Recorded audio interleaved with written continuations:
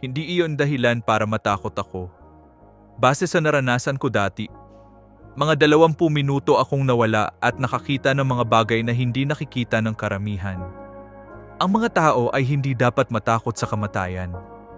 Ang nangyari sa akin sa edad na 28 ay gumising sa akin at nagpaisip sa akin kung ano ang aking mga pinahalagahan, kung saan ako nakatayo kasama ang aking pamilya at kung anong uri ng relasyon ang mayroon ako sa aking makalangit na Ama.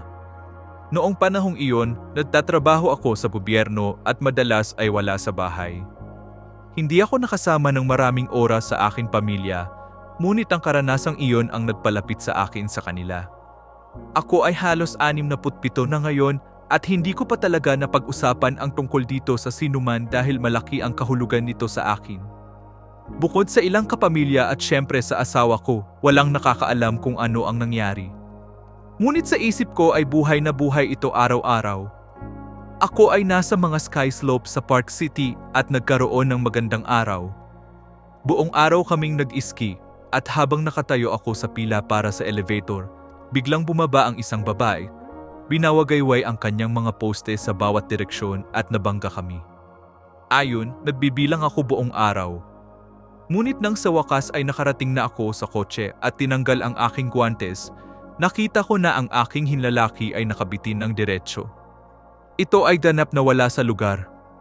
Alam kong may dapat gawin tungkol dito, ngunit nagsimula lang ang sakit nang sumakay ako sa isang mainit na kotse. Naka-schedule ang operasyon at habang naghahanda ako para dito, natatandaan kong nakaupo ako sa operating room. Inilagay ng doktor ang isang sheep sa pagitan ko at ng aking kanang kamay. Napunit ng husto ang hinlalaki ko. May isang nurse na nagsabi sa doktor na hindi pa siya gumamit ng tourniquet at hindi niya talaga alam kung paano gumagana ang mga balbula.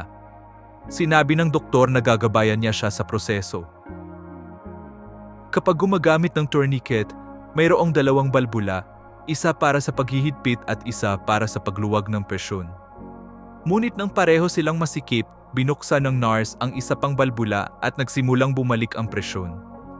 Pagkatapos ay binuksan niya ang pangalawang balbula, ngunit nakalimutang isara ang una. Bigla akong may naramdamang gumalaw pababa sa braso ko at umakyat sa puso ko.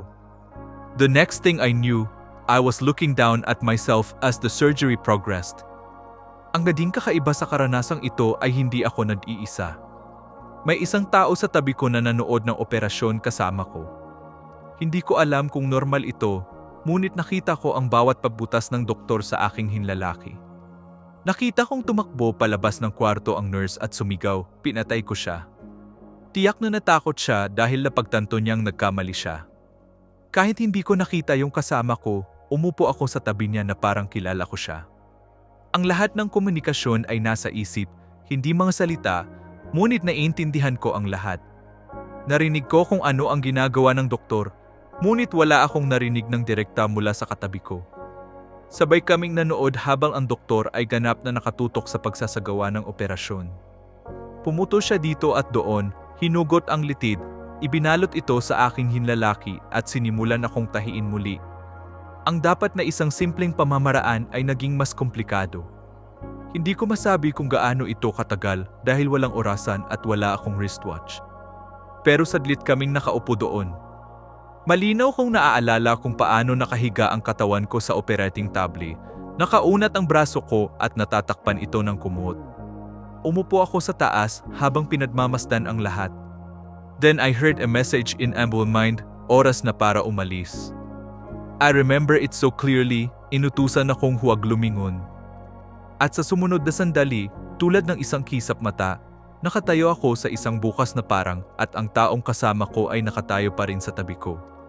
Tumingin ako sa kaliwa. May mga malalaki at matataas na puno doon at natatandaan kong napaka-espesyal ng mga ito na may mahahabang putot at dahon sa tuktok. Maraming mga puno. Sa kanan niyan, pero sa kaliwa ko pa rin, ay may magagandang wildflower na abot hanggang baywang ko. Naalala ko lang na nakatingin ako sa kanila at humanga sa kagandahan nila. Gustong-gusto ko ang paghahardin at gawaing bakuran at ang mga kulay na iyon ay napakasigla at napakarilag. Sa harap ko at sa kanan ko, tumubo ang matataas na damo na umaabot hanggang biwang. Nakatayo lang ako. The next thing I knew, wala na yung taong nag-escort sa akin doon. Ako ay nag-iisa. Ngunit napakapayapa ng lahat. Ang malinaw sa akin ay nakikita ko ang malayo sa kaliwa at malayo sa kanan. Hindi ako pinayadang lumingon pero may nasa harapan ko. Sa mga oras na iyon ay parang ulap, puting ulap lang. Biglang tumugtog sa isip ko ang isang pelikula tungkol sa buhay ko. Nakita ko ang lahat mula sa aking kapanganakan hanggang sa edad na 28, lahat ng nagawa ko. Mabuti at masasamang gawa, nandoon lahat. Walang tinatago. Walang kasangkot na panlabas na paghuhusga, ngunit naunawaan ko na iyon ang aking mga aksyon at iyon ang dahilan kung bakit ako hinuhusgahan. Naaalala ko ang ilan sa mga ito ay masakit, ngunit ang ilan ay nagpasaya sa akin. Ngunit ito ay kung ano ito.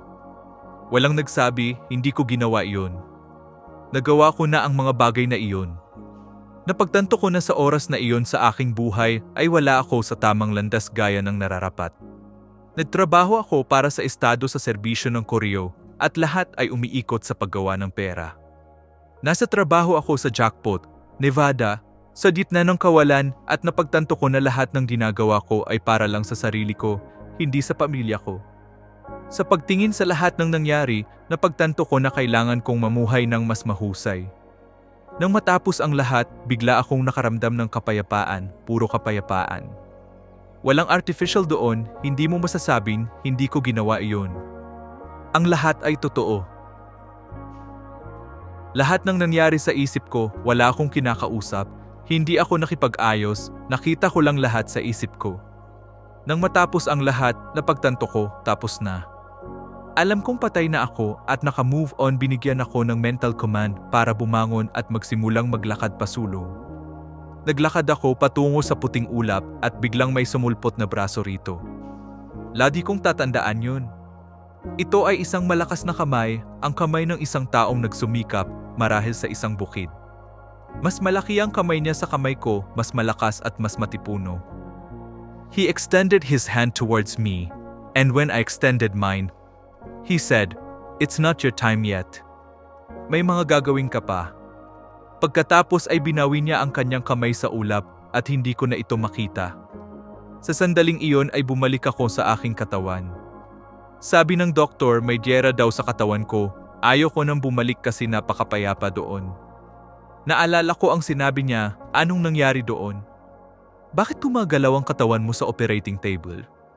Sinabi ko sa kanya na ayoko nang bumalik dahil sobrang ganda ng lugar na napuntahan ko.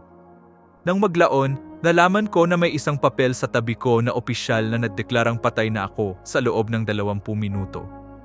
Ako ay malayo, ngunit ako ay nasa pinakamapayapang lugar na maiisip. Nang itulak ako palabas ng operating room, nasa hallway si Connie at hindi alam kung ano ang nangyari. Sa sumunod na 3 araw, nagkaroon ako ng pinakamalalim na kapayapaan sa aking buhay. Ito ay hindi ka panipaniwala, hindi ko pa naranasan ang gayong kapayapaan. Paulit-ulit na dumating ang doktor para tingnan ako at napakabait sa akin. Ito ay si Dios Kusen. Ang aking asawa at ako ay kasal sa loob ng 45 taon at ito ay isang napakapribado at sagradong bagay para sa akin dahil ito ay napakahalaga. Binago ng karanasang iyon ang buhay ko. Binago nito ang paraan ng pag-iisip ko tungkol sa mga bagay. Binago nito ang paraan ng pakikitungo ko sa aking asawa. Magkasama kami at isa, imbes na 2 tao lang ang magkatabi.